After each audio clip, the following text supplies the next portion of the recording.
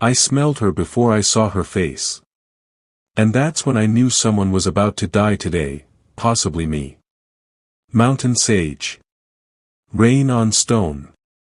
That impossible scent that belonged to a ghost, to a memory I'd buried 3 years ago with my own claws digging into the earth beside her empty grave.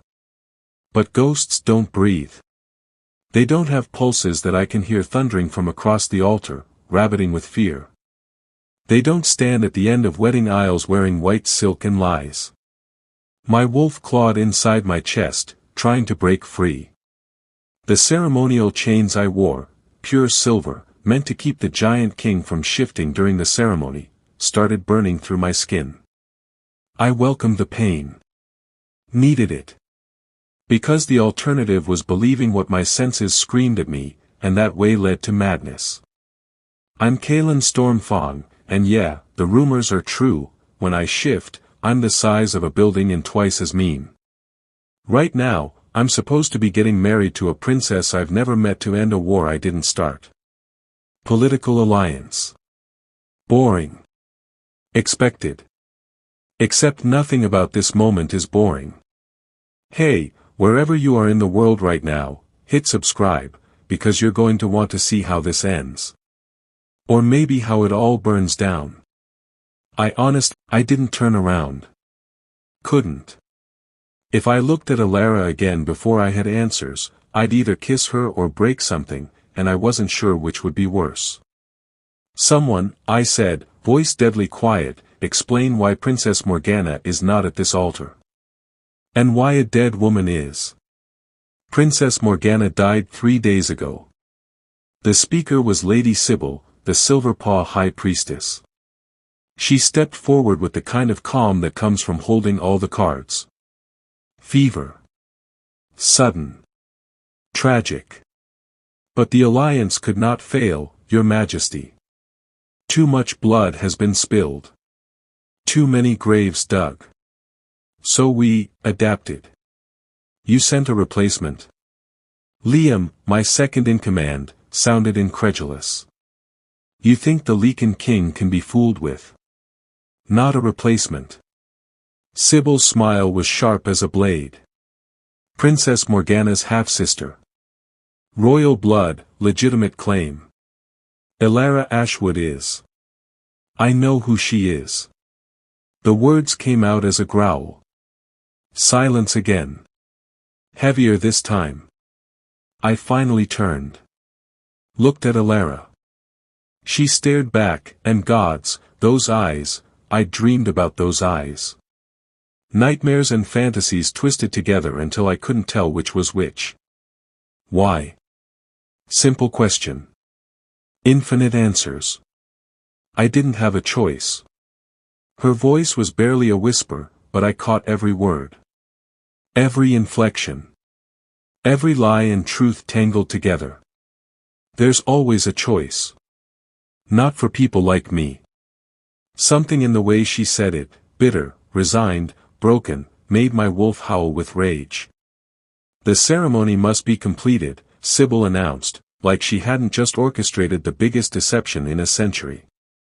The full moon rises tonight. The bond must be sealed, or the treaty fails. The treaty is all ready, Lord Theron started. The treaty specified a royal daughter of Silverpaw wed to the Lycan King, Sybil interrupted smoothly. Elara fulfills that requirement. Unless you wish to explain to both packs why you chose war over a simple adjustment. Checkmate. I looked at Elara again. Searched her face for the girl I'd known, the one who'd argued with me about philosophy and laughed at my terrible jokes and saved my life with hands that glowed with healing magic. Found something darker instead. Something haunted. Complete the ceremony, I said. Kalen, Elara's protest died when I squeezed her hand. We'll talk after. A promise and a threat. The priest stumbled through the binding words, his voice shaking. When he pressed our hands together for the soul bond, I felt it snap into place like a physical thing, a golden thread wrapping around my chest and pulling tight. Through it, I felt everything. Her terror. Her guilt. Her love, fierce and desperate and 3 years old and fresh as yesterday. And beneath it all, a secret so dark it had teeth. I now pronounce you king and queen, the priest finished. The bells began to toll. But all I could think was, what are you hiding, Elara? And more terrifying, what happens when I find out? The celebration feast felt like a funeral. Long tables stretched across the great hall, groaning under the weight of roasted venison, honeyed mead, and enough food to feed both packs for a week. Candles flickered in iron chandeliers, casting dancing shadows across stone walls that had seen centuries of Stormfang rule. Musicians played in the corner, some cheerful wedding tune that clashed violently with the tension thick enough to choke on. And beside me, wearing a crown that didn't belong to her and a dress meant for a dead princess, sat Elara. My wife. My mate. The girl I'd loved and lost and found again in the cruelest possible way. She hadn't spoken since the ceremony. Just sat there, hands folded in her lap, staring at her untouched plate like it held answers to questions she couldn't ask. The bond between us hummed with her emotions, fear, guilt, exhaustion, and underneath it all, that fierce love that made my wolf want to drag her away from this room full of predators and keep her somewhere safe. But safe from what? From whom? That was the question gnawing at my gut. You should eat something, I said quietly, knowing every wolf in the hall could hear us anyway. Enhanced senses made privacy a joke at gatherings like this. Elara's fingers tightened around her fork. I'm not hungry. You're trembling. I'm cold. Lie. The bond sang with it, not malicious, just self-protective. The hall was warm, almost stifling with the heat of too many bodies and the massive fireplace roaring at the far end. I shrugged off my ceremonial cloak and draped it across her shoulders. She startled at the touch, then relaxed fractionally when she recognized the gesture as protection rather than threat. The fabric swallowed her small frame, making her look even more fragile than she already did. Gods, had she always been this delicate? I remembered her differently, strong, confident, laughing as she argued philosophy with me in stolen moments. The healer who'd saved my life hadn't flinched from anything, not even a dying Lycan King 3 times her size and covered in silver burns. But that was 3 years ago. What had happened to her in between? Your Majesty seems quite taken with his replacement bride, Lord Theron's voice cut across the hall, dripping with false civility. He sat at the silver paw table, surrounded by his pack's nobles, all of them watching us like we were entertainment. How fortunate that love can bloom so quickly. Several of his companions laughed. The sound had teeth. I met Theron's gaze with the kind of look that had ended rebellions. Careful, Lord Theron. Your envy is showing. Envy. He smiled, but his eyes remained cold. Of what? A king who can't even recognize a fraud when she stands before him at his own wedding. The temperature in the hall dropped several degrees. My claws extended, scraping the table's wood. Liam shifted subtly behind me, hand on his sword hilt. My other generals, Ethan, Cole, and Zack, moved into defensive positions so smoothly most wouldn't notice. But Elara noticed. She placed her hand on my arm, the barest touch, but enough to ground me. He's baiting you, she whispered. Don't give him what he wants. Smart. She was right, of course. Theron wanted me to lose control, to show weakness, to give him grounds to challenge the marriage's legitimacy. I forced my claws to retract. Took a breath. Let the rage settle into something colder and more useful. Lord Theron, I said pleasantly, which was somehow more terrifying than shouting, the marriage is legitimate. The treaty is binding. If you have objections, you're welcome to take them up with your high priestess. I'm sure Lady Sybil would be delighted to explain the legal intricacies again. Sybil, seated at the high table with the other dignitaries, raised her goblet in mocking salute. Her expression said she knew exactly what game Theron was playing and found it amusing. Theron's jaw tightened, but he backed down. For now. The feast continued, tension crackling beneath the surface like lightning waiting to strike. Hours later, when the musicians had run out of songs and the nobles had drunk themselves stupid, I finally escaped to the balcony overlooking the northern forest. The full moon hung heavy and silver in the sky, calling to my wolf, making my skin itch with the need to shift and run and hunt and forget. But I couldn't forget. Not with the bond thrumming constantly in my chest, reminding me that Elara was real, alive, here. You always did prefer the cold to crowds. I didn't turn at her voice. Just gripped the stone railing harder, feeling it crack slightly under my strength. You should be in your chambers. Resting. The words came out harsher than intended. Our chambers, Elara corrected softly, stepping beside me. She'd changed from the wedding dress into something simpler, a dark green gown that made her eyes look more gold than brown. We're married now. Remember? How could I forget? I finally looked at her. You came back from the dead to marry me. That's not exactly forgettable. She flinched. Good. I wanted her to hurt a fraction of what I'd felt. I never died, Kaelin. I buried an empty grave for you. The words exploded out before I could stop them. I stood over nothing and mourned you for 3 years while you were, what? Hiding. Playing dead. Waiting for the right moment to reappear and destroy me all over again. It wasn't like that. Then what was it like? Explain it to me, Elara, because I'm trying really hard not to shift and tear this entire castle apart until I find answers. She was quiet for a long moment, staring out at the forest. When she finally spoke, her voice was barely audible. They told me you were dead. The world tilted. What? After the attack on my village, after you'd recovered and left, her voice broke. Lady Sybil came to me. Said you'd been killed in battle against rogue Lycans. Showed me evidence. Your cloak, torn and bloody. Witnesses who swore they saw you fall. I had no reason not to believe her. My mind raced, piecing together implications.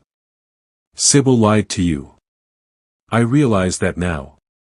Elara's laugh was bitter. But then. I was 19, alone, grief-stricken. When she offered me sanctuary in the Silver Paw Pack, I took it. She said I had royal blood through my mother, a secret my mother had kept to protect me.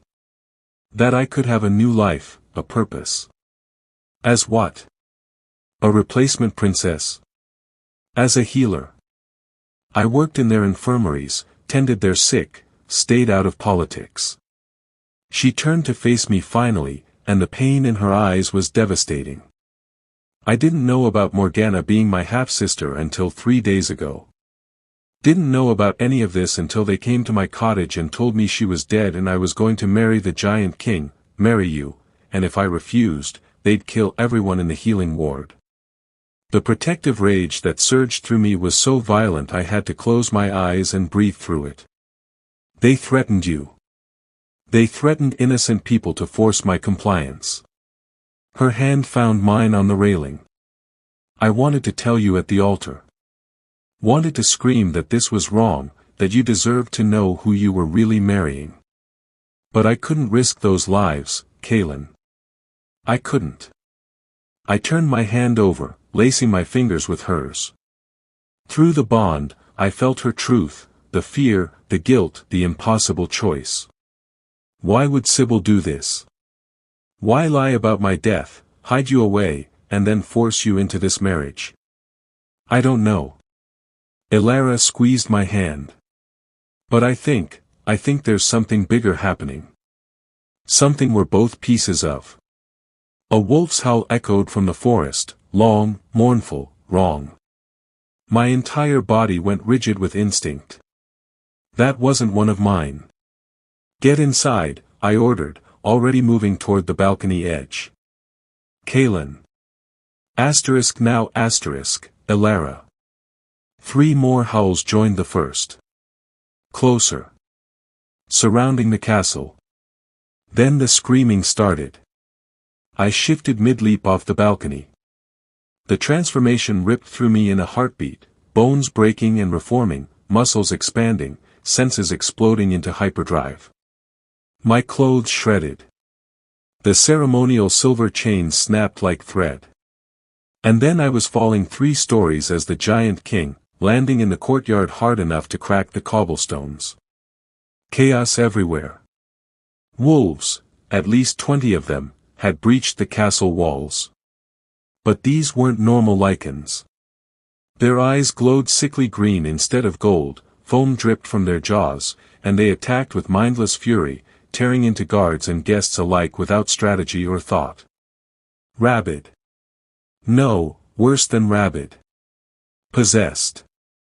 Form up. Liam's voice cut through the screams.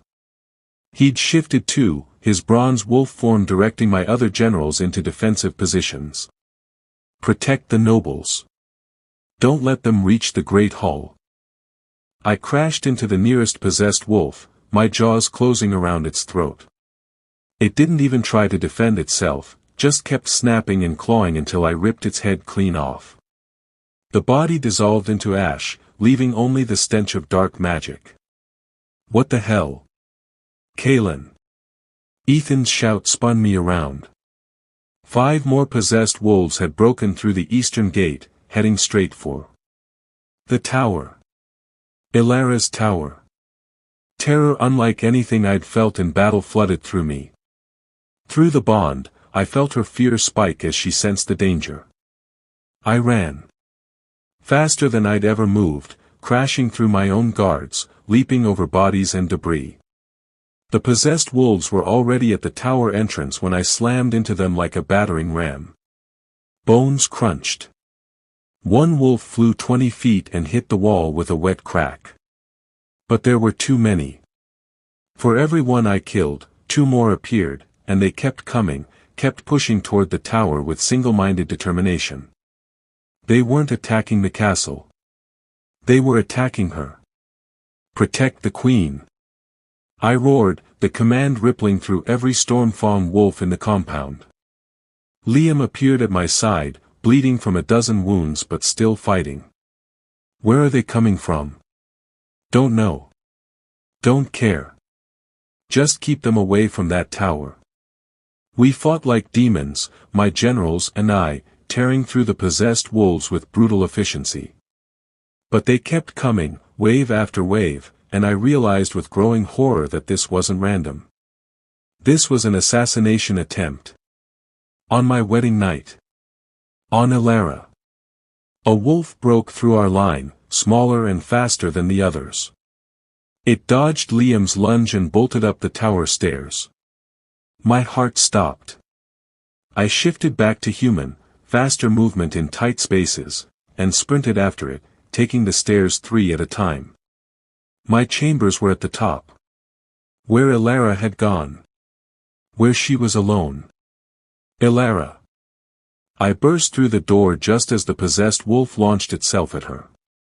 But Elara didn't scream.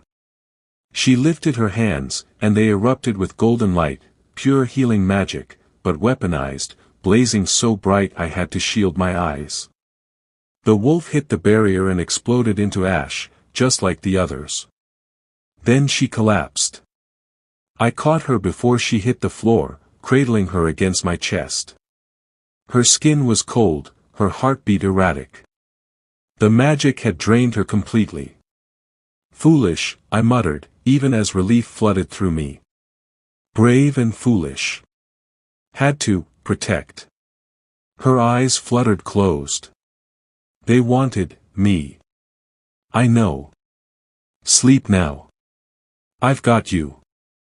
Through the bond, I felt her consciousness slip into darkness, not death, just exhaustion. Below, the sounds of battle were fading. My wolves were winning, driving back the remaining possessed attackers.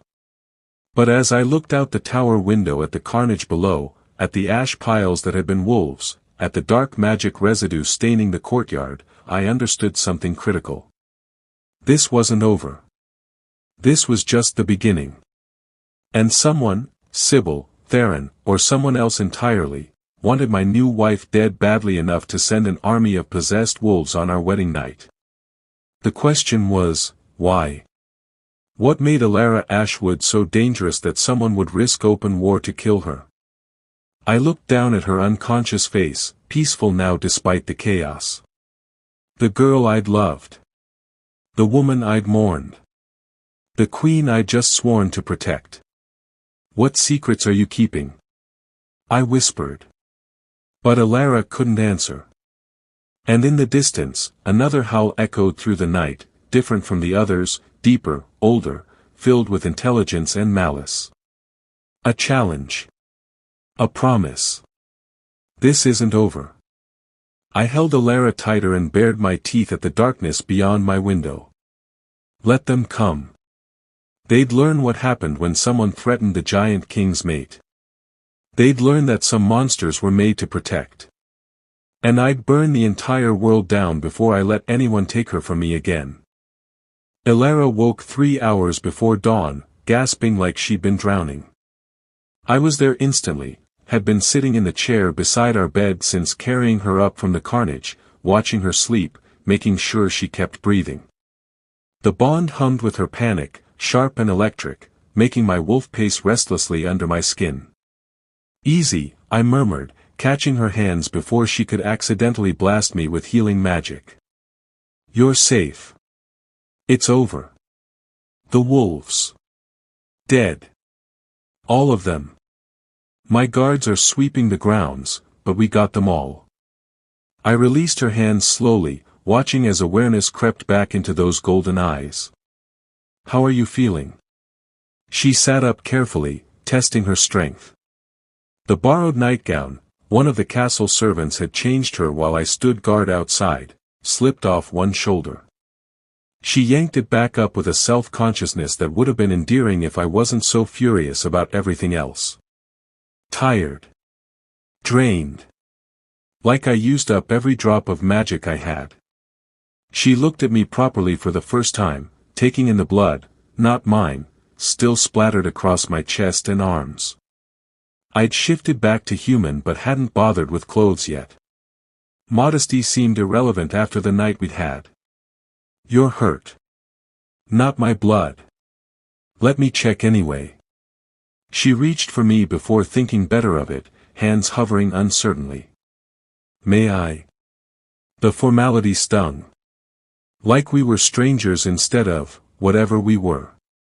Do what you need to do, I said gruffly. Her hands were warm against my skin, glowing faintly with diagnostic magic as she traced old scars and new bruises. I held perfectly still, hyper-aware of every point of contact, every brush of her fingers. The bond sang between us, amplifying the touch until it felt like lightning. She felt it too. I watched color rise in her cheeks, watched her breath catch. You heal fast, she said, pulling back too quickly. But you should rest. You fought an army tonight. 20 possessed wolves isn't an army. It felt like one. She wrapped her arms around herself. They were after me. You know that, right? They ignored everyone else.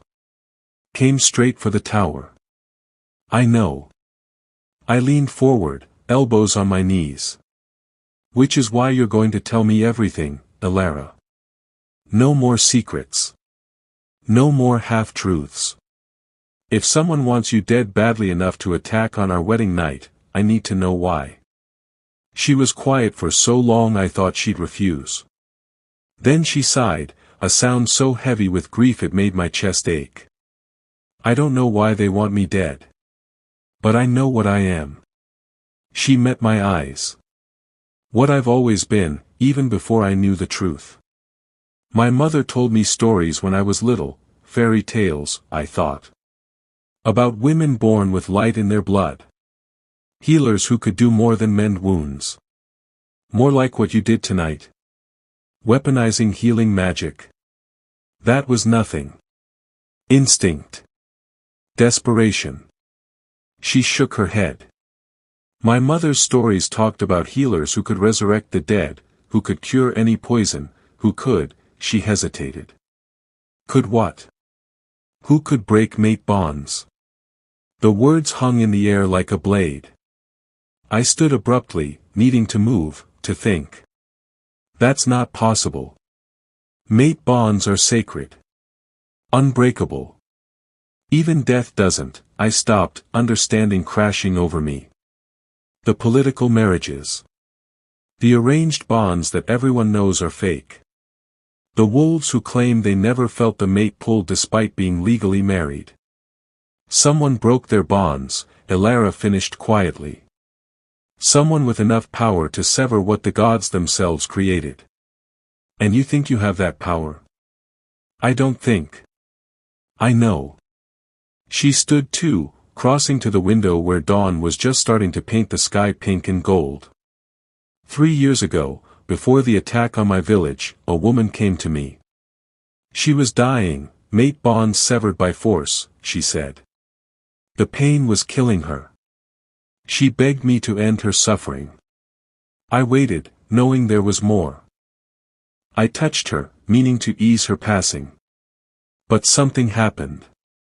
My hands glowed brighter than they ever had, and I felt, she struggled for words. I felt the broken bond inside her, jagged and bleeding. And I knew, instinctively, that I could fix it. Remake it. Or destroy it completely. What did you do? I healed it. Reconnected what had been severed. She lived. Elara's reflection in the window glass looked haunted.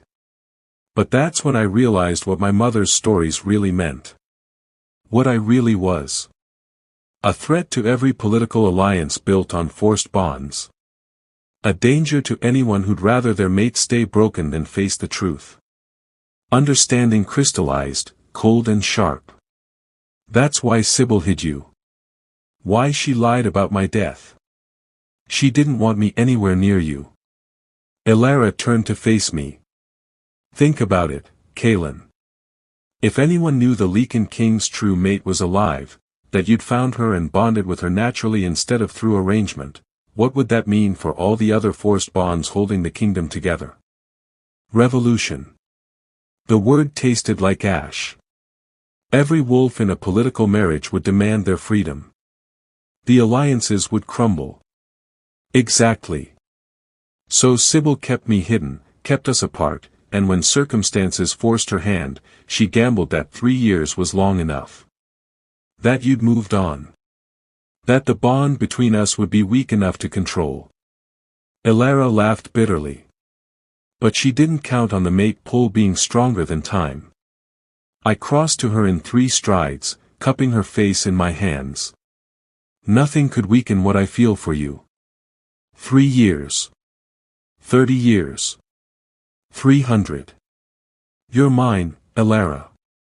You always have been. Her eyes widened, breath catching. Through the bond, I felt her response, desire, fear, love tangled together so tightly I couldn't tell where one ended and another began. Kaelin. A knock interrupted whatever she'd been about to say. I growled, low and threatening. This better be important. Your Majesty. Liam's voice through the door. We found something. You need to see this. The dungeon beneath Stormfang Castle was as old as the kingdom itself, stone and iron and the ghosts of 1,000 interrogations. I'd only been down here twice in my reign, both times to deal with traitors who'd endangered my pack. Now, apparently, I needed to add a 3rd time. Liam led us, I'd insisted Elara come, over his protests, through winding corridors that smelled of damp stone and old blood, until we reached the deepest cell. 2 of my guards stood outside, faces grim. Brace yourself, Liam warned. It's not pretty. He opened the door. The possessed wolf from the attack lay chained to the wall with silver, the only one we'd managed to capture alive. Or what was left of alive. Its body was twisted, bones jutting at wrong angles, flesh rotting even as we watched. But it was still breathing, still conscious, and when it saw Elara, it started laughing. The sound was wrong. Layered. Like multiple voices speaking at once. "Little Lightbearer," it hissed, green eyes glowing in the darkness. "You cannot hide from us. You cannot run. The Void King comes, and when he does, he will swallow your light whole." Elara went pale. "That's not possible. The Void King is a myth." "Is he?" The possessed wolf's grin stretched too wide, splitting its face. "Ask your husband about the shadows that hunt his dreams. Ask him about the voice that whispers promises of power if only he'd surrender. The Void King has been waiting, little Lightbearer. Waiting for the right moment. The right sacrifice." Enough. I stepped between them, blocking its view of Elara. "Who sent you? Who controls you?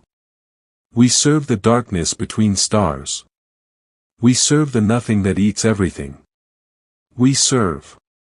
It convulsed, body arching impossibly. Black smoke poured from its mouth, coalescing into a shape that made my wolf whimper in recognition.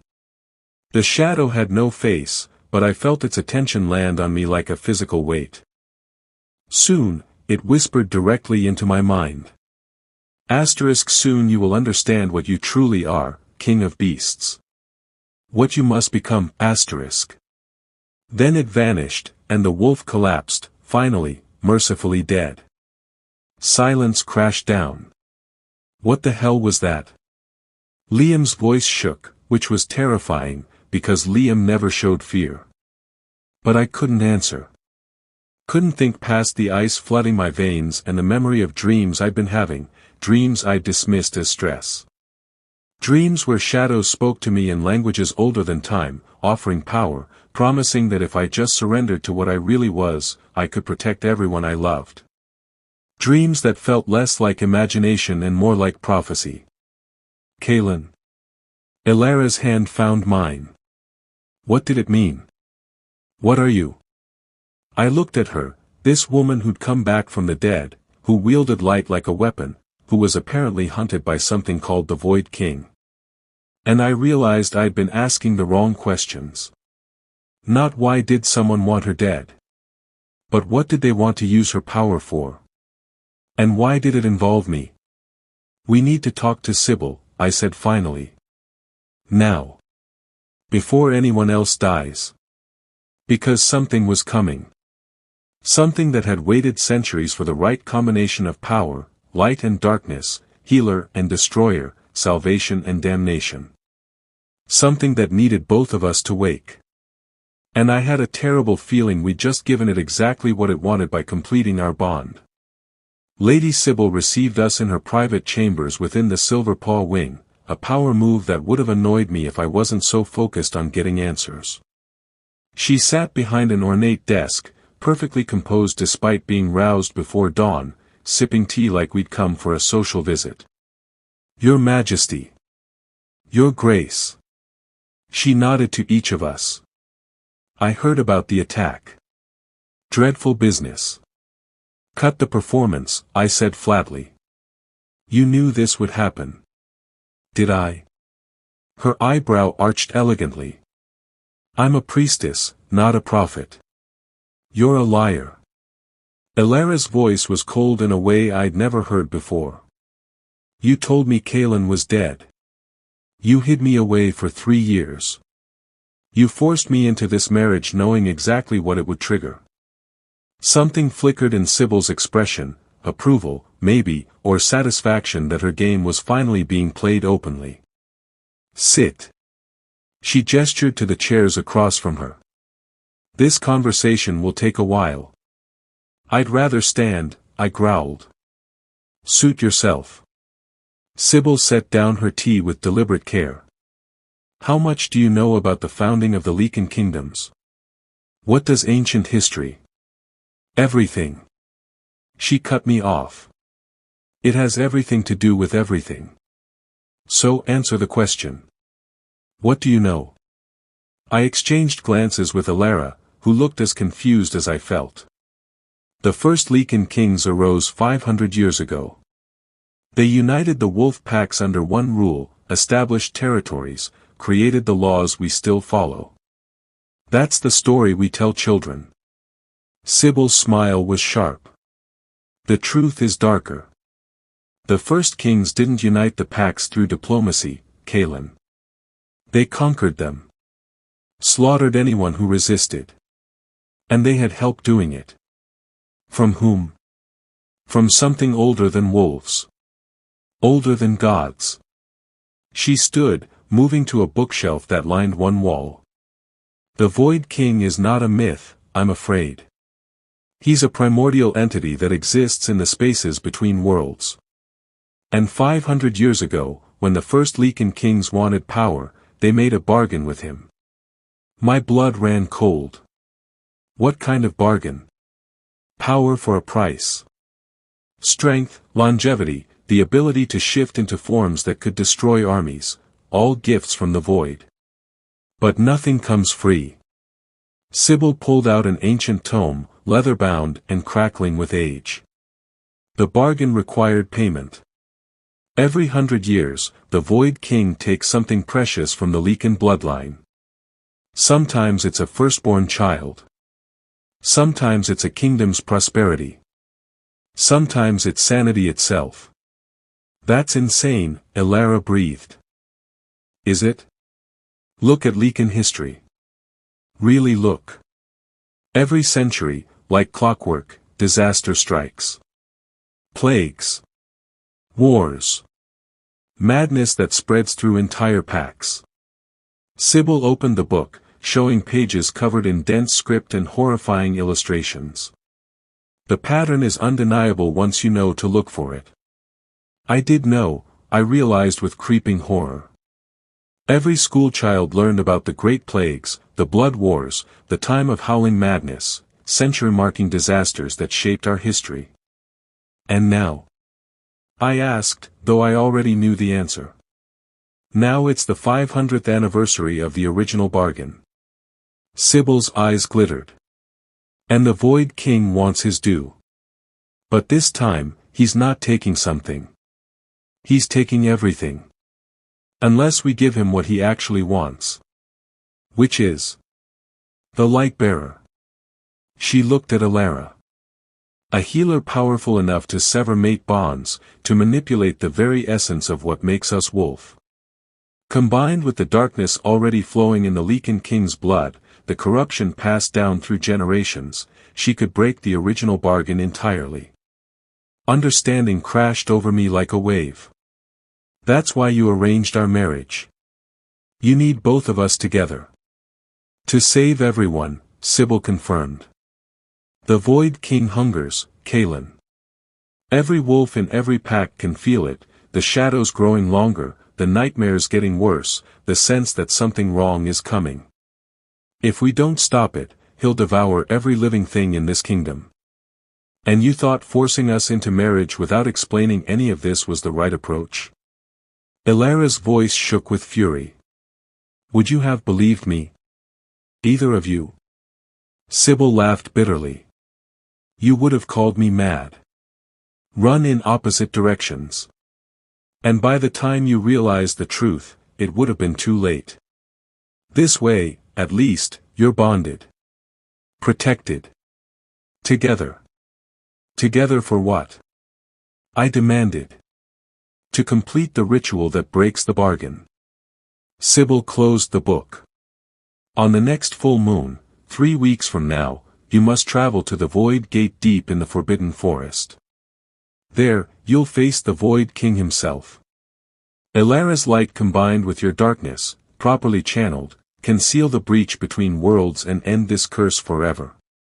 Or? Elara asked quietly. Or the Void King breaks through completely, and everyone you love becomes a possessed puppet serving eternal darkness.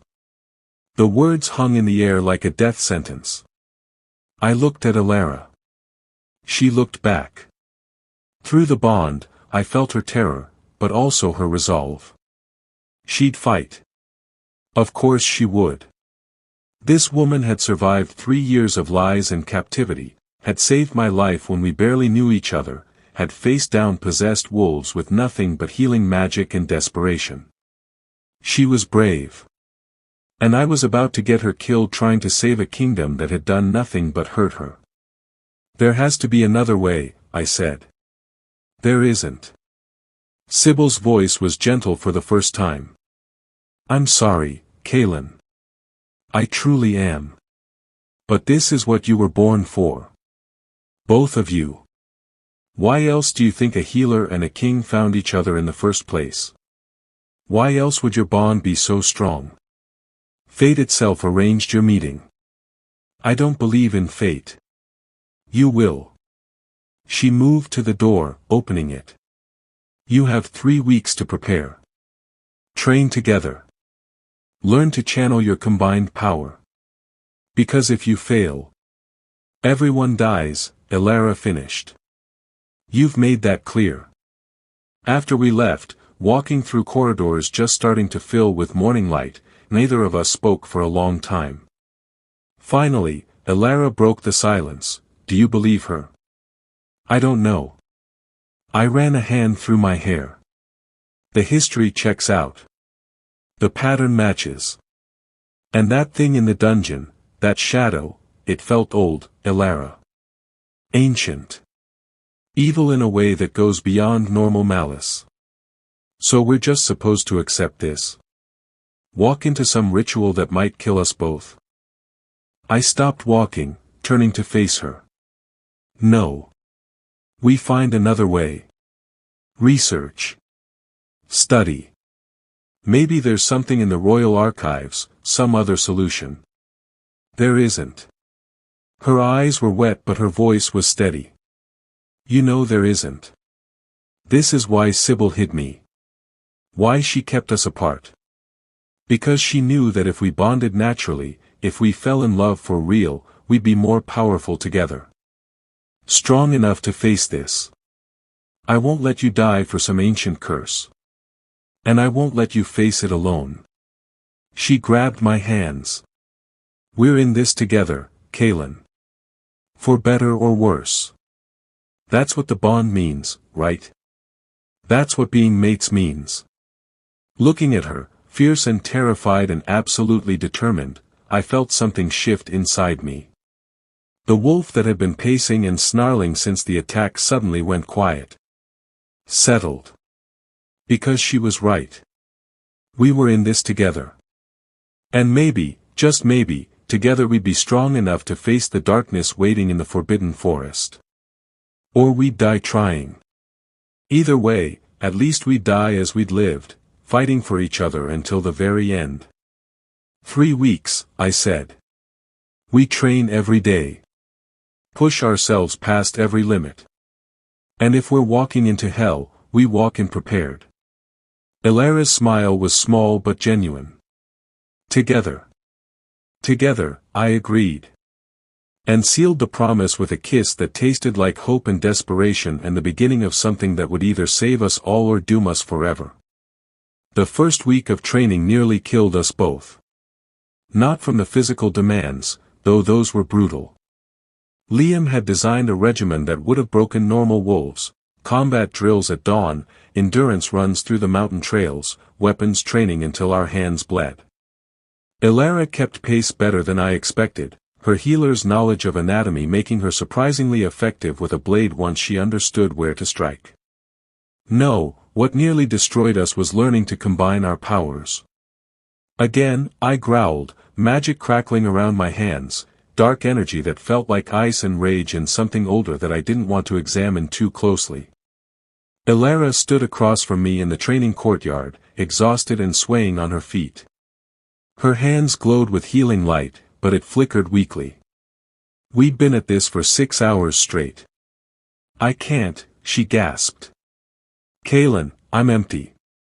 There's nothing left. The Void King won't care if you're tired. I knew I sounded harsh, cruel even, but fear made me mean. He'll tear through you in seconds if you can't hold your power steady.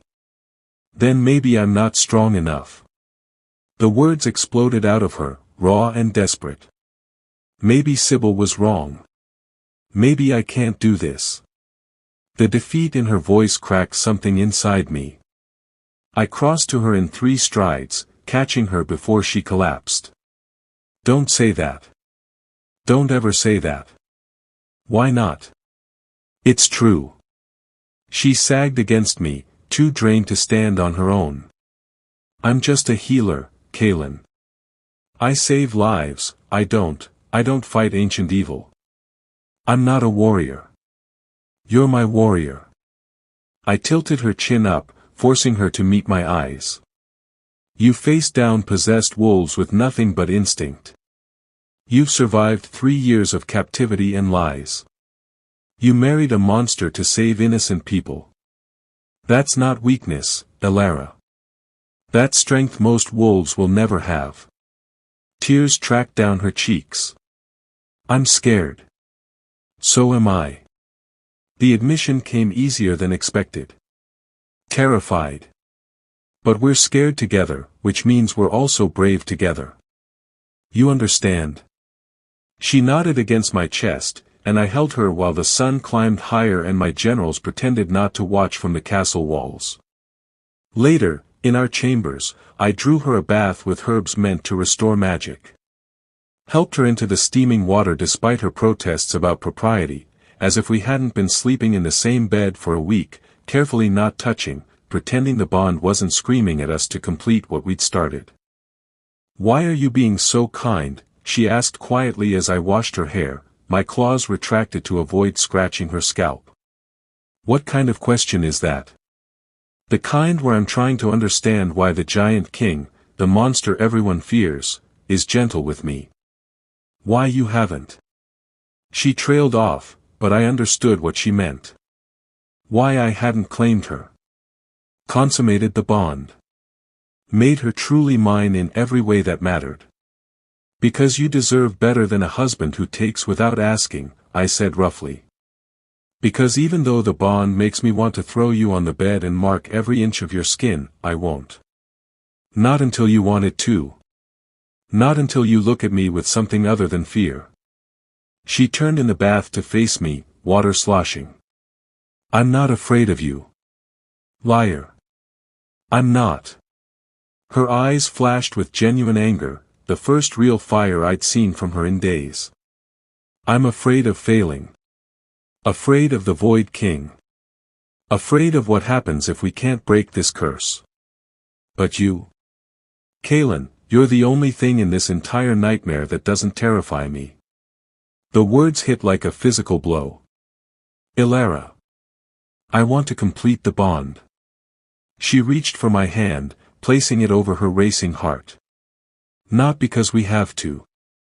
Not because of duty or politics or prophecy. But because when I'm with you, I feel safe. And I haven't felt safe in 3 years. Every instinct in me roared yes. Take her. Claim her. Make her mine in ways that couldn't be undone. But I forced myself to pull back. Not tonight. You're exhausted. Ask me again when you're not half dead from training. Kaelin. Sleep, little lightbearer. I pressed a kiss to her forehead. We have time. But as I left her in the bath and retreated to the balcony where I could breathe without drowning in her scent, I wondered if I was lying. Did we have time? Or was I just afraid that once we completed the bond, once I let myself love her completely, losing her would destroy me? The second week, everything went wrong. It started with the dreams. I woke gasping, claws extended, having shifted partially in my sleep. Beside me, Elara sat up immediately, hands already glowing with diagnostic magic. Another nightmare? She asked gently. It's getting worse. I couldn't meet her eyes. The voice. The shadows. They're not just talking anymore. They're showing me things. What things? What I could become if I surrendered. What we could become. I finally looked at her. The Void King promises peace, Elara. An end to all wars, all suffering. He says if I just let him in, he'll give me the power to protect everyone I love. Forever. Her face went pale. That's how he corrupts people. Promises that sound like salvation. I know. But the dreams feel so real. I ran shaking hands through my hair. What if I'm not strong enough? What if when we face him, I can't resist? Then I'll pull you back. She took my hands, squeezing tight. That's what the bond is for, right? To anchor each other. I wanted to believe her. But the shadows in my dreams whispered that even love couldn't save me from what I really was. 3 days later, Lord Theron made his move. We were in the Great Hall for a council meeting, discussing preparations for the journey to the Forbidden Forest, when he stood abruptly. I call a formal challenge. The room went silent. On what grounds? Liam demanded. On the grounds that our king has been compromised. Theron's voice rang with false righteousness. The attack on our castle. The possessed wolves. The nightmares plaguing our people. All of this started when she arrived. He pointed at Elara. The false bride brings corruption with her. Choose your next words carefully, I said quietly, which was more threatening than shouting. My patience has limits. Does it? Or has she already poisoned your mind? Theron smiled, sharp and cruel. Everyone knows lightbearers can manipulate emotions. What if she's controlling you? What if everything, the bond, the marriage, your feelings, is nothing but her magic twisting your thoughts? The accusation hit like silver to the gut. Because I'd wondered the same thing in dark moments. Wondered if what I felt was real or manufactured. Wondered if the bond that felt so right was actually a cage I couldn't see. That's not true, Elara said, standing. Her voice shook but held firm. I would never. Prove it. Theron's eyes glittered with malice. Break your bond with the king. If you truly love him, if you're not controlling him, then sever the connection. Let him choose you freely, without magic binding him. It was a trap. A perfect, vicious trap. If Elara refused, she looked guilty. If she agreed and I didn't immediately rebond with her, Theron could claim she'd been manipulating me all along and the marriage was invalid. And if she used her power to break the bond, she'd be weakened right before we needed to face the Void King. Enough. I stood, letting my power fill the room. There will be no challenge. No bond breaking. Elara is my mate and your queen. Anyone who questions that answers to me. Then you are compromised. Theron looked around the room, gauging support. And I invoke the ancient law. When a king cannot rule clearly, the pack must decide. Gasps rippled through the council. The ancient law hadn't been invoked in 200 years. It allowed the pack to vote on removing their alpha if enough wolves believed he was unfit to lead. You're making a mistake, Liam warned. Am I? Theron smiled. Or am I saving us all from a king who'd rather bed his pretty healer than face the truth? That she's the reason darkness hunts us. That she brought this curse to our door. Before I could respond, Elara did something that stopped my heart. She stood on the council table, hands blazing with light so bright everyone shielded their eyes. You want proof I'm not controlling him? Her voice rang with power I'd never heard before. Fine. I'll give you proof. Elara, don't, I started. Too late. She placed her glowing hands over her heart and pulled. The bond between us, that golden thread connecting our souls, became visible, shimmering in the air like starlight. I felt her grip it, felt her prepare to sever what the gods themselves had woven. Asterisk and oh, asterisk, I lunged for her, but Liam and Ethan caught me. Elara, stop. You'll kill yourself. Better me than everyone else. Tears streamed down her face, but her hand stayed steady. If this is what it takes to prove I'm not controlling you. The bond began to fray. Pain exploded through me unlike anything I'd ever felt. Like being torn apart from the inside, like losing a limb, like dying slowly while still breathing. Through the connection, I felt Elara's agony mirror my own. Please, I begged, not caring who heard. Please don't do this. She looked at me, really looked, and I saw her resolve wavering. I love you, I said desperately. Not because of magic or bonds or prophecy. Because you're brave and fierce and impossibly kind. Because you make me laugh and challenge me and see past the monster to the man underneath. I love you, Elara. And if you break this bond, it won't change that. It'll just hurt like hell. Her hands trembled. The bond steadied. That's enough proof for me, a new voice said. Lady Sybil stood in the doorway, radiating authority. Love that strong doesn't come from manipulation. It comes from truth. And anyone with eyes can see these two are genuine. She turned to Theron. Your challenge is denied. And if you question your queen again, you'll answer to me. Theron's face twisted with rage, but he backed down. Elara collapsed, the light fading.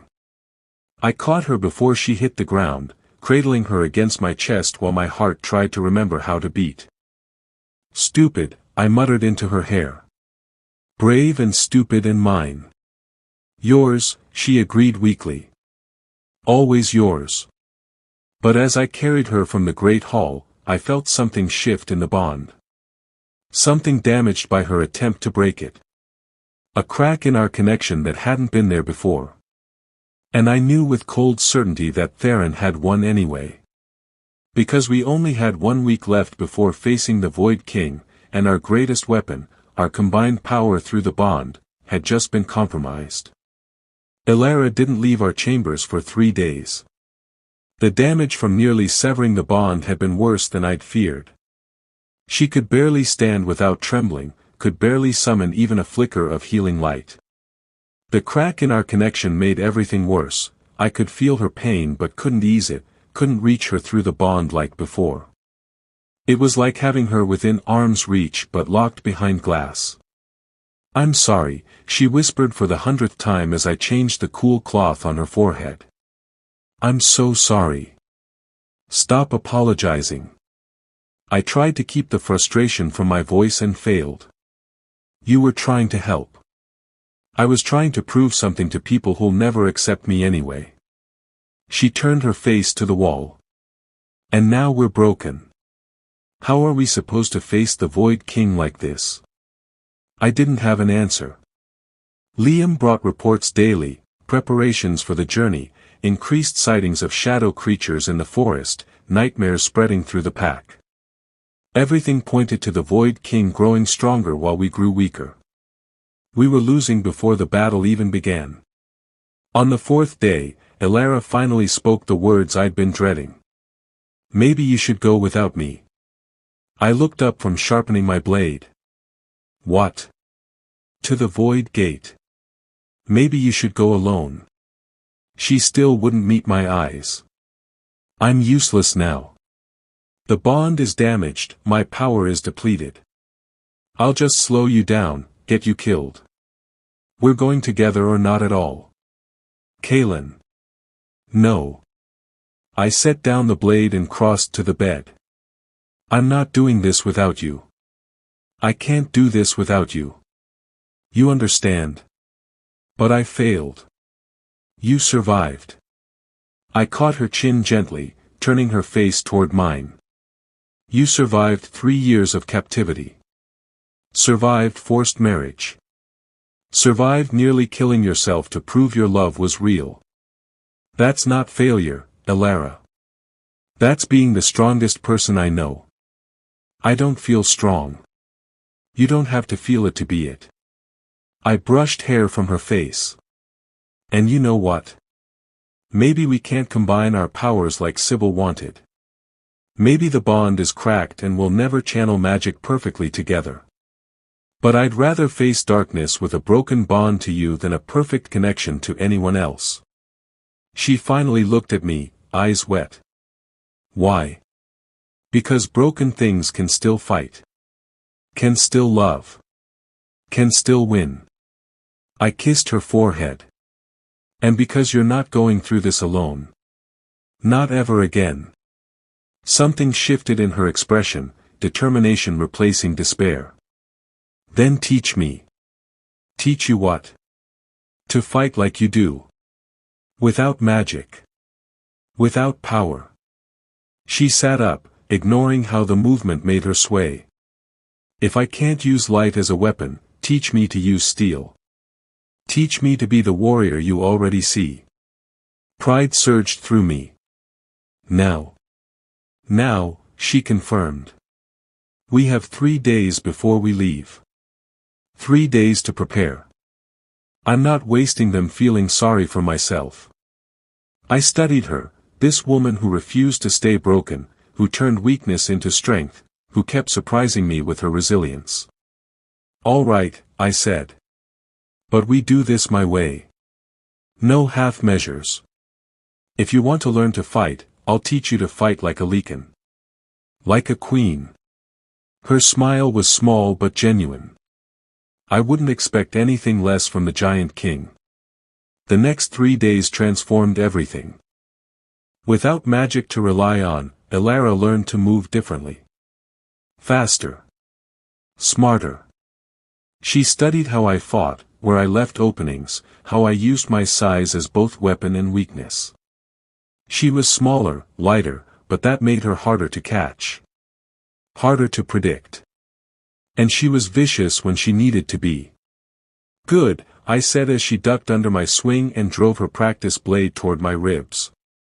But commit fully. Don't hesitate. She did it again, this time with enough force that I actually felt it through my leather armor. Better. I grinned. You might actually survive this. Might? She arched an eyebrow, and gods, I'd missed that spark of challenge. Probably. Maybe. I pulled her close, not caring that we were both sweating and exhausted. Definitely if you keep looking at me like that. Like what? Like you remember why we're doing this. Why we're worth fighting for. She touched my face gently. I never forgot. And when she kissed me, tentative at first, then deeper, more urgent, I felt something incredible happen. The bond, cracked and damaged, began to heal. Not through magic. Not through ritual or power or anything external. But through choice. Through love given freely, without coercion or manipulation or prophecy forcing our hands. Through being genuinely, impossibly, completely us. When we broke apart, both breathing hard, I saw the gold flecks in her eyes glowing brighter than they had in days. Did you feel that? She whispered. Yeah. I pressed my forehead to hers. We're healing it. Not the way Sybil planned. Better. How? By being what we always were. Two people who chose each other despite fate, despite prophecy, despite everyone trying to control us. I smiled. The Void King wants power. We'll show him what real power looks like. Not darkness or light alone. But both together. Broken and healing and absolutely unstoppable. Elara's laugh was pure joy. When did you become an optimist? About 5 minutes after I met you. I just hit it well. She kissed me again, and this time I didn't hold back. Let myself feel everything, the love, the fear, the desperate hope that maybe, just maybe, we could actually win this. That night, we finally completed the bond. Not because we had to. Not for prophecy or politics or anything beyond ourselves. But because we wanted to. Because love freely given was worth more than 1,000 forced connections. And when dawn came, we stood together on the castle balcony, watching the sun rise over the forbidden forest. Ready? I asked. Elara squeezed my hand. Together. Together, I agreed. And we left to face the darkness waiting in the trees. Whatever came next, death or victory, salvation or damnation, we'd face it side by side. Because some bonds were too strong to break. Even when they cracked. Especially then. The forbidden forest lived up to its name. Ancient trees twisted toward the sky like grasping fingers, their branches so thick they blocked out the sun. The air tasted wrong, metallic and sweet, like blood mixed with honey. Every shadow seemed alive, watching, waiting. We'd been walking for 6 hours, following the map Sybil had provided. Liam and a small guard unit accompanied us to the forest's edge, but the final journey to the Void Gate had to be made by Elara and me alone. Ancient law. Sacred ground. All the usual mystical restrictions that made tactical sense but felt like suicide. I don't like this, Liam had said when we reached the boundary stones marking where normal wolves couldn't pass. Let me come with you. At least as backup. Can't. I'd gripped his shoulder. But if we're not back in 3 days. You'll be back. His voice was firm, brooking no argument. You're the Giant King. You don't lose. I'd wanted to believe him.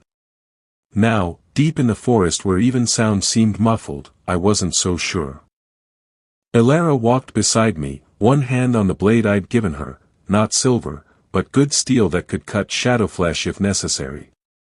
She'd been quiet since we entered the trees, eyes scanning constantly for threats. Through our bond, healed but still fragile, like bone that had been broken and reset, I felt her determination layered with terror. Talk to me, I said quietly. What are you thinking? That Sybil's story has holes. She glanced at me. The Void King supposedly takes payment every century. But why? What does he gain? Ancient entities don't bargain for fun. They want something specific. Smart.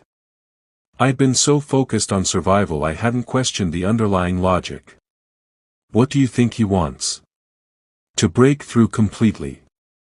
To manifest in our world. Her voice dropped lower. The payments aren't tributes. They're anchors. Each tragedy, each disaster, weakens the barrier between worlds. Makes it easier for him to cross over. Understanding crashed through me. And a light bearer combined with corrupted Lycan King blood. Is the final anchor. She finished. Strong enough to tear the barrier down completely. Sybil didn't send us here to stop him, Kaelin. She sent us here to free him. The words hung in the air like a death sentence. Before I could respond, the forest opened into a clearing. And in its center stood the Void Gate. It wasn't what I expected. No grand arch or mystical portal. Just a circle of standing stones surrounding a pool of water so black it looked like liquid night. Symbols covered the stones, ancient, pulsing with sickly green light. And standing beside the pool, smiling like she'd won a game we'd never known we were playing, was Lady Sybil. Right on time, she said pleasantly. I was beginning to worry you'd figured it out sooner. I shifted partially, claws extending, canines lengthening, and stepped between Elara and the priestess. You lied. About everything. Not everything. Sybil's smile widened. The history is accurate. The bargain is real. Your blood truly is corrupted with void-touch darkness, and Elara genuinely is a light-bearer capable of manipulating bonds. I just adjusted the interpretation of what comes next. You want to free him. Elara's voice was steady despite the fear I felt through our connection. You want the Void King to break through. Want? No, dear child. I need him to break through. Sybil moved closer to the pool, and I realized she wasn't alone. Shadows coalesced around her, dozens of them, formless but hungry. Do you know what it's like serving a god who can never fully manifest? Centuries of worship with no reward beyond scraps of power. I'm tired of waiting. Tired of half measures. The Void King promised me true immortality, unlimited power, dominion over both the living and the dead. All I had to do was bring him his final anchors. Us, I growled. You. She gestured at me. Lycan King descended from the original bargain makers, your blood thick with corruption passed down through generations. And her. A nod toward Elara. Lightbearer strong enough to sever what binds him. Together, you're the key that unlocks his cage. We won't do it. Elara stepped forward despite my attempt to keep her back. Whatever ritual you planned, we refuse. Sybil laughed, the sound echoing wrong, layered with voices that weren't hers. Oh, sweet girl. You think you have a choice. The moment you completed your bond, you activated the final seal. The moment you stepped into this clearing, you triggered the gate. It's already happening. The pool began to bubble, black water churning. The symbols on the stones blazed brighter. And from deep below, from somewhere that wasn't quite our world, I heard it. A heartbeat. Massive. Ancient. Getting closer. No, Elara breathed. Yes. Sybil's eyes glowed void green. Can you feel him? The Void King rises. And when he emerges, when he devours this world and reshapes it in darkness, I'll stand at his right hand while you. She didn't finish the sentence. Because Elara moved faster than I'd ever seen her move, blade flashing in the sickly light. It caught Sybil across the arm, drawing blood. The priestess shrieked, shadows surging forward to protect her. Run! Elara shouted at me. Kaelin, run! But I didn't run. I shifted. The transformation took seconds, bones cracking, muscles expanding, my human form giving way to the Giant King. 15 feet of fur and fury and claws that could shred steel. The ceremonial restrictions were gone. The silver chains removed. Nothing held me back. And I was pissed. The shadows hit me first, cold and grasping, trying to drain my strength. But I tore through them like cobwebs, each swipe of my claws dispersing void-touched spirits back to whatever hell spawned them. Behind me, Elara fought with the skill I'd taught her, ducking, weaving, using her smaller size against the larger shadow creatures. Her blade sang through the air, and though she had no magic to channel, she fought like she'd been born to it. My mate, my wolf sang with fierce pride. Our warrior queen. But there were too many. For every shadow we destroyed, 3 more appeared. And the pool kept churning, kept calling, that massive heartbeat growing louder. Kaelin. Elara's shout spun me around. She'd reached Sybil, blade at the priestess's throat. Stop the ritual.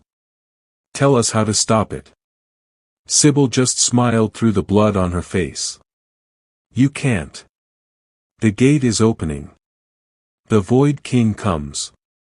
And nothing, no power, no love, no desperate last stand, will change that. The pool exploded upward. Water, if it could even be called water, erupted in a column of absolute darkness. It took shape, towering over us, formless but undeniably aware. Eyes that weren't eyes opened in the darkness. A mouth that wasn't a mouth smiled with too many teeth. Finally, a voice like grinding stone filled my head, filled the clearing, filled the world. 500 years I have waited. 500 years of feeding on scraps. But now I am free. The presence was overwhelming. I felt my wolf whimper, felt my knees buckle under the weight of its attention. This wasn't a creature. Wasn't a demon or spirit or anything I could fight. This was a god. Old and hungry and absolutely beyond anything I'd trained for. We were going to die here. All of us. Unless. Elara. I forced the words out through a throat that wanted to scream. The bond. Use the bond. She looked at me, understanding dawning in her golden eyes. Sybil had been right about one thing. Together, we were powerful enough to affect the barrier between worlds.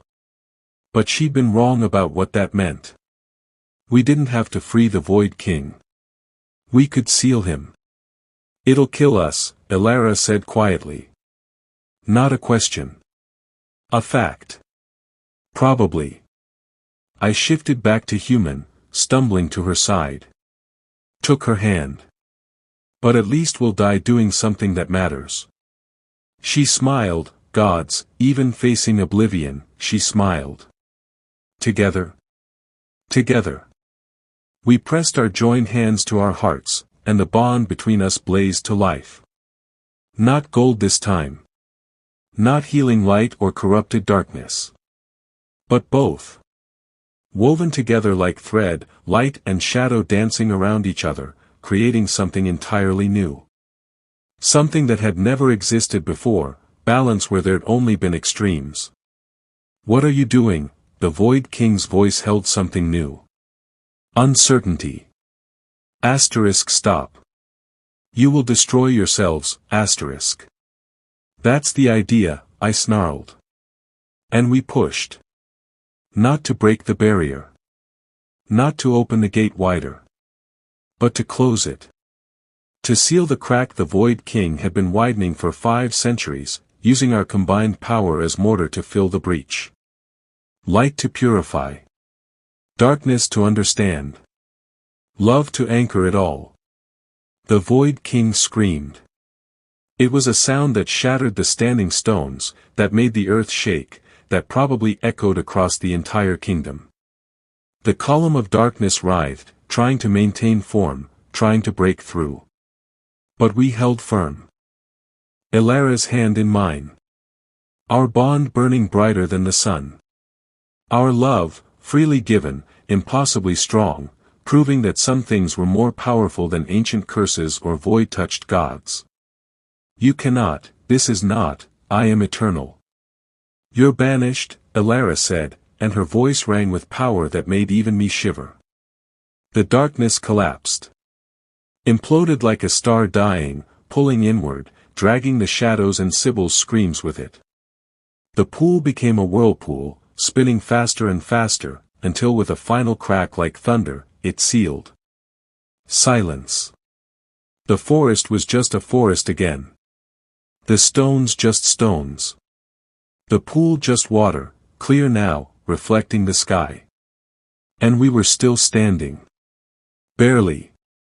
I collapsed first, every ounce of energy drained. Elara caught me, or maybe I caught her, we went down together in a tangle of limbs and exhausted laughter. Did we? She gasped. Yeah. I pulled her closer, not caring that we were lying in mud and blood. We did. Sybil. Gone. Pulled through with him. And good riddance, though I didn't say it. We lay there for a long moment, just breathing, just being alive. Then Elara started laughing, real laughter, bright and free and absolutely beautiful. What? I asked. We just killed a god. Technically we sealed him away. Same thing. She grinned at me. We killed a god, Kaelin. On our honeymoon. The absurdity of it hit me, and I started laughing too. Great, whooping laughs that shook my whole body and made my ribs ache. We were alive. Against every odd, every prophecy, every attempt to use us as pawns, we'd survived. Together.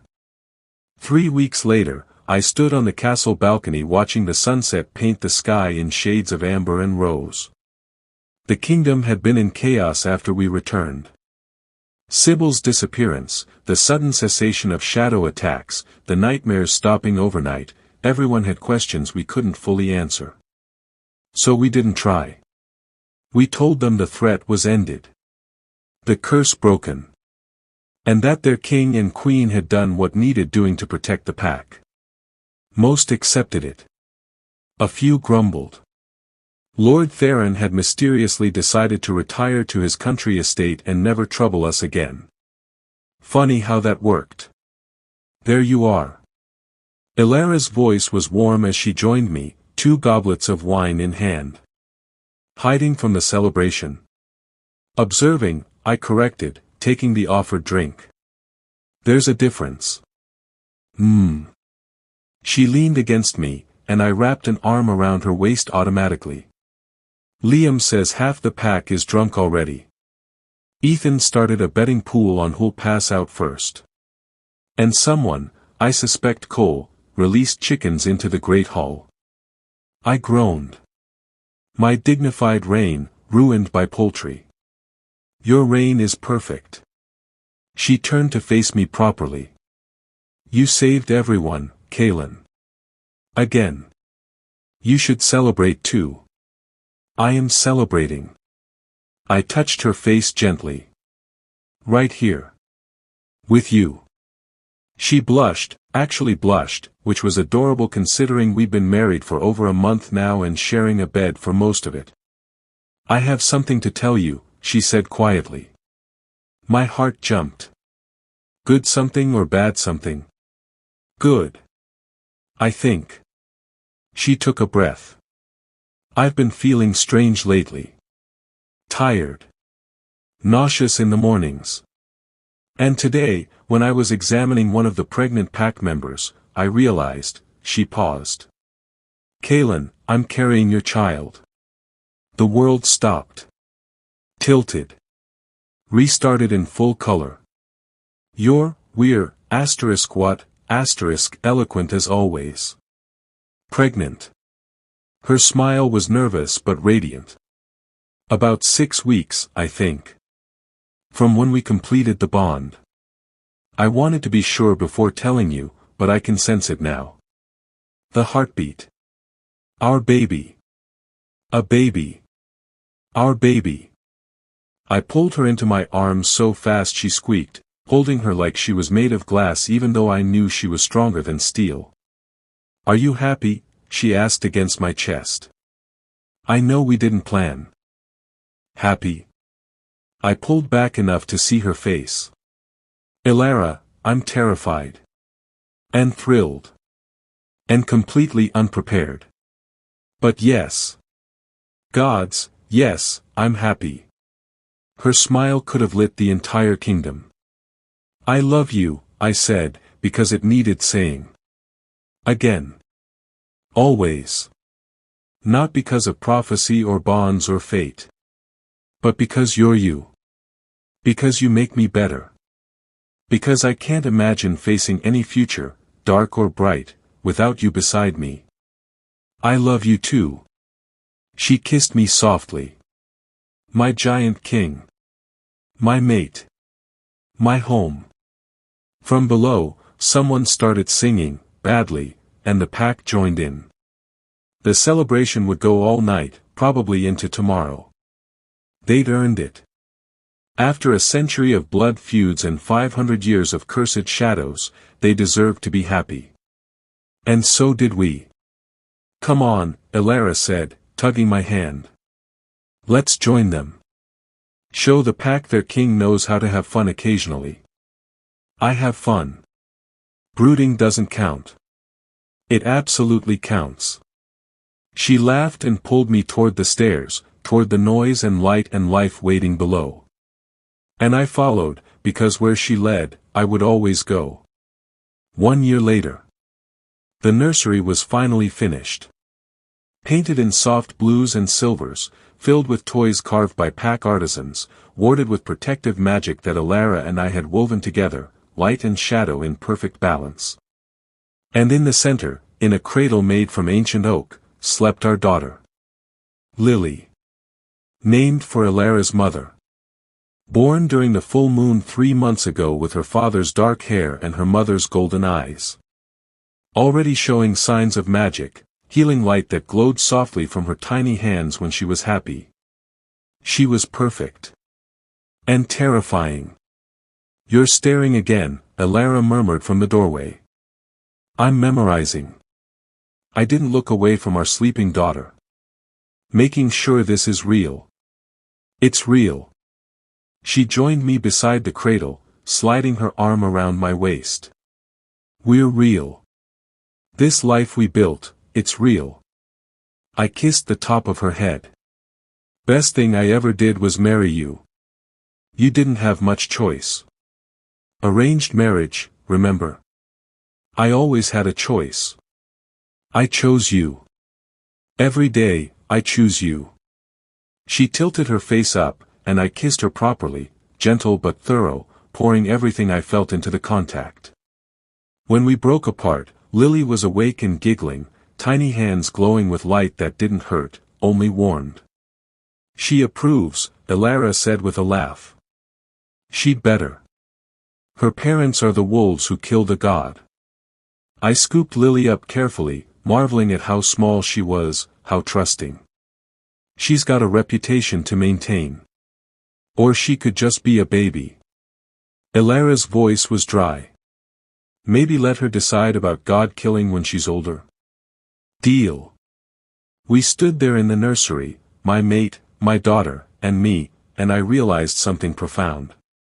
This was what I'd been fighting for all along. Not glory. Not power. Not even survival. But this.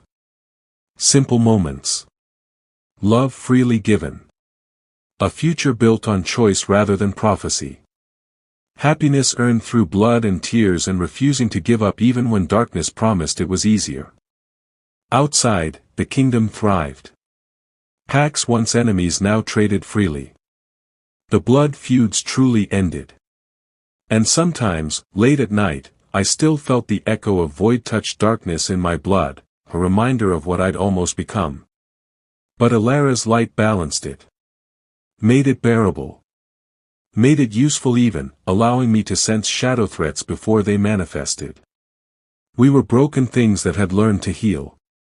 Scared people who'd become brave together. Two souls that had found each other despite fate trying to tear them apart. And we were happy. Lily cooed and grabbed my finger with surprising strength. "She's going to be trouble," I predicted. "She's your daughter." "Of course she is." Elara grinned. "But she'll also be brave and kind and absolutely unstoppable. Like her mother. Like both her parents." Lily's light glowed brighter, warming us both, and I knew with absolute certainty that whatever came next, whatever challenges or threats or adventures awaited, we'd face them the same way we'd faced everything else. Together. With love as our weapon. With hope as our shield. With the unbreakable bond of two people who'd chosen each other freely and would keep choosing each other for all the days we had left. Forever. Thank you for following Kaylin and Elara's journey. If you loved this story, please like this video, comment your favorite moment below, and subscribe for more epic shifter romances. What should our next story be about? Drop your suggestions. Until next time, may you find your own fearless love worth fighting for, ****.